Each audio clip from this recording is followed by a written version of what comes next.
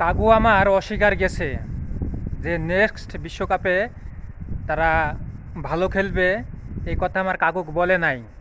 তোমরা খালি অযথা চিল্লাচিল্লি করো। আমার কাকু কয় আমরা এই বিশ্বকাপে ভালো খেলবো। আমার কাকু কোনো সময় এসব কথা বলে নাই।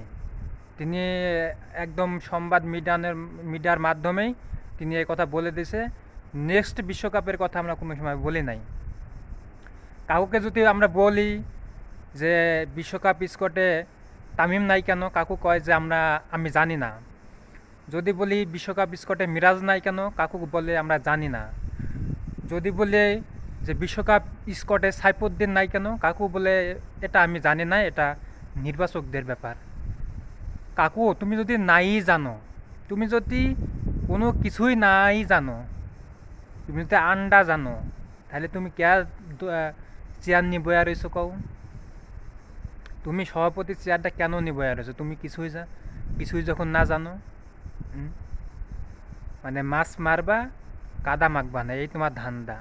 কাকু তুমি যদি কিছুই না জানো, তাহলে তুমি এই দায়িত্ব না নি তুমি ওই দৌলুদিয়ার লঞ্চ ঘাটের দায়িত্ব নাও। হুম? কয়জন যাত্রী আসে দিনে, যায় আসে, তুমি এইটার হিসাবটা রাখো তো কাকু। কাকু তুমি লঞ্চ ঘাটের দায়িত্ব না, তুমি এই বিসিবির দায়িত্ব তোমার দ্বারা হবো না। তুমি তো জানোই না যে কে দলে থাকবে, কে দলে থাকবে না, কে খেলবে, কে খেলবে না। এটি যদি হেতি তুমি যদি নাই জানো, তো তোমার দল করে লাভ কি? তোমার সভাপতি হয়ে লাভ কি?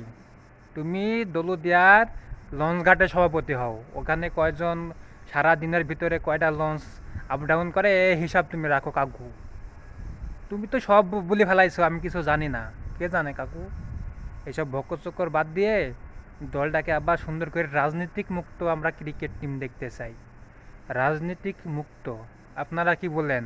যদি আমার ভিডিওটা ভালো লাগে অবশ্যই কমেন্ট করবেন, আপনাদের মতামতগুলো জানিয়ে দিবেন এবং ভিডিওটা শেয়ার করে সবাইকে জানিয়ে দেখাই দিবেন।